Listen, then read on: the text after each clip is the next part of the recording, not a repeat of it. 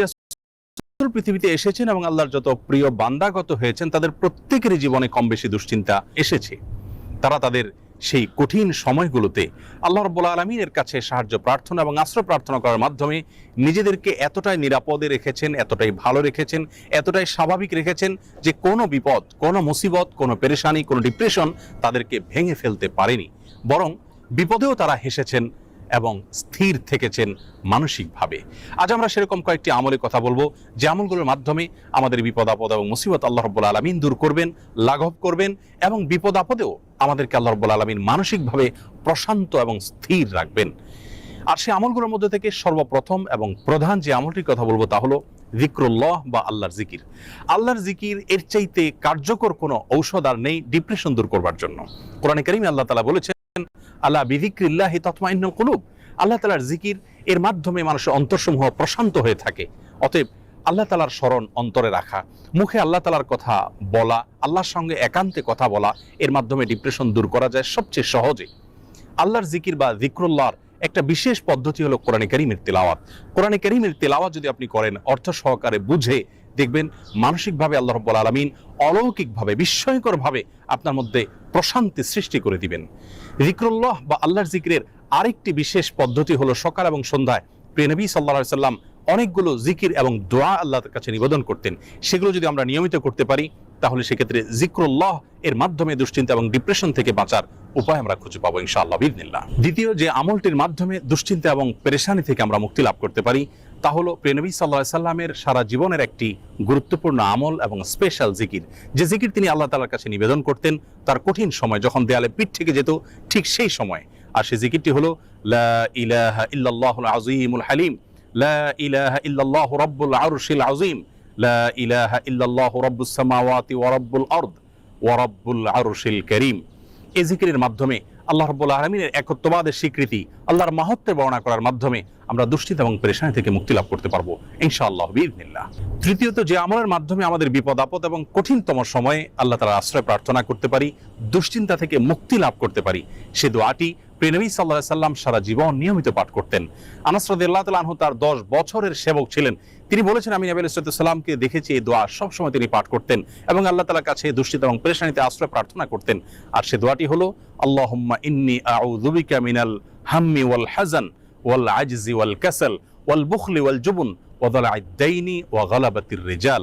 দোয়াটির অর্থ হলো আল্লাহুম্মা ইন্নী আউযু বিকা মিনাল হাম্মি ওয়াল হাযান, আল্লাহ আপনার কাছে আমি আশ্রয় প্রার্থনা করি, মুক্তি চাই পেরেশানি, দুশ্চিন্তা এবং ডিপ্রেশন থেকে, এবং ওয়াল আজজি ওয়াল কাসাল, অক্ষমতা এবং অলসতা থেকে এবং কৃপণতা থেকে, ভীরুতা থেকে আপনার কাছে আমি আশ্রয় প্রার্থনা করি, ঋণের যে চাপ প্রেশার আছে সেটি থেকে, এবং মানুষ আমার উপরে যেন চড়াও না হয় সে বিষয়ে আপনার আশ্রয় প্রার্থনা করি। চতুর্থত যে আমলের মাধ্যমে আমরা দুশ্চিন্তা, পেরেশানি এবং জীবনের কঠিন সময় আল্লাহ রাব্বুল আলামিনের স্পেশাল সাহায্য পেতে পারি তা হলো সালাত। সালাত হলো আল্লাহর সঙ্গে সংযোগ স্থাপনের সবচাইতে সহজ মাধ্যম। প্রিয় নবী সাল্লাল্লাহু আলাইহি সাল্লাম বলেছেন, সহিহ মুসলিমে বর্ণিত হয়েছে, আকরাবু মা ইয়াকুনুল আবদু মির রাব্বিহি ওয়া হুয়া সাজিদ, বান্দা যখন সিজদায় চলে যায় তখন আল্লাহর সবচাইতে নিকটতম অবস্থানে সে চলে যায়, আল্লাহর সবচেয়ে কাছাকাছি যেতে পারে।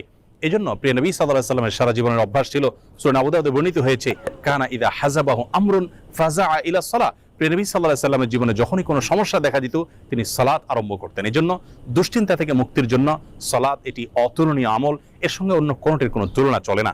আমরা যখনই কোনো বিপদ দেখা দিবে, কোনো পেরেশানিতে আমরা ভেঙে পড়ার উপক্রম হব, তখনই সাথে সাথে ওযু করে আমরা যদি নিষিদ্ধ সময় না হয় 2 রাকাত সালাতে দাঁড়িয়ে যাব, দীর্ঘ কেরাতে, দীর্ঘ রুকুতে, দীর্ঘ সেজদায় ধীর স্থিরতার সাথে 2 রাকাত সালাত আদায় করে আল্লাহর কাছে হাত তুলে আমরা চোখের পানি ফেলে দিব।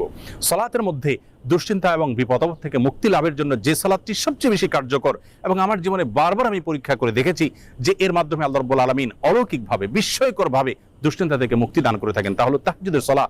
ভোর রাতে যখন আপনি সবাই ঘুমিয়ে থাকবে তখন উঠে 2 রাকাত সালাতে দাঁড়িয়ে যাবেন ওযু করে এবং দীর্ঘ সময় নিয়ে ধীরস্থিরতার সাথে কায়মন বাক্যে আল্লাহ তাআলার কাছে সালাত নিবেদন করবেন। সালাতের পরে যখন 2 হাত তুলে আপনি প্রার্থনা করবেন, ঝরঝর করে চোখের পানি আপনার চলে আসবে। আল্লাহর সঙ্গে একান্তে কথা বলবেন, আপনি নির্ভর ফিল করবেন, দুশ্চিন্তা থেকে মুক্তি লাভ করবেন ইনশাআল্লাহ বিইذনিল্লাহ। অতএব দুশ্চিন্তা থেকে মুক্তি লাভের জন্য এই সালাতের আমলটিকে সবচেয়ে বেশি গুরুত্বের সাথে আমাদের করার চেষ্টা করতে হবে। ৫ নম্বর যে আমলটির মাধ্যমে আমরা বিপদ আপদ এবং কঠিন সময় আল্লাহ তাআলা আশ্রয় প্রার্থনা করতে পারি তা হলো ইস্তেগফার। ইস্তেগফার এমন একটি বিষয় যে কোনো বর্ণনায় বর্ণিত হয়েছে, নবী আলাইহিস সালাম বলেছেন, মান লাজিমাল ইস্তেগফার, যে ব্যক্তি ইস্তেগফারকে নিজের জন্য অবধারিত করে নেয়, অপরিহার্য করে নেয়, নিয়মিত ইস্তেগফার করতেই থাকে, আল্লাহ রাব্বুল আলামিন তার সমস্ত পেরেশানি থেকে মুক্তির পথ তার জন্য সহজ করে দেন এবং বের করে দেন। এবং কোরআনে কারীমে আল্লাহ তাআলা বলেছেন, ওয়া মা কানা আল্লাহু মুআযযিবাহুম ওয়া হুম ইস্তাগফিরুন, যেই মানুষেরা ইস্তেগফারের মধ্যে রত থাকে আল্লাহর আযাব তাদের প্রতি আসে না। এজন্য দুশ্চিন্তা, বিপদ আপদ, পেরেশানি, টেনশন, যে কোনো কঠিন সময় আমরা বেশি থেকে বেশি ইস্তেগফার করব। এটিও আমার ব্যক্তিগত জীবনে বারবার আমি আমল করে দেখেছি যে কঠিনতম সময়ে আল্লাহ তাআলা অলৌকিকভাবে সাহায্য করেন।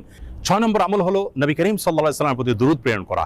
দুরূদের আমলটির মাধ্যমে আল্লাহ রাব্বুল আলামিন মানুষের অন্তরকে প্রশান্ত করে থাকেন, স্থির করে থাকেন, অন্তরের পেরেশানি দূর করে থাকেন, বিপদ আপদ এবং মুসিবত থেকে আল্লাহ তাআলা মুক্তি দান করে থাকেন।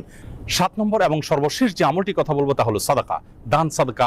সাধ্য অনুযায়ী আমরা যতটুকু করব এর মাধ্যমে আল্লাহ তাআলা আমাদেরকে বিপদ আপদ এবং কঠিন সময়ে সাহায্য করবেন, মুক্তি নসিব করবেন।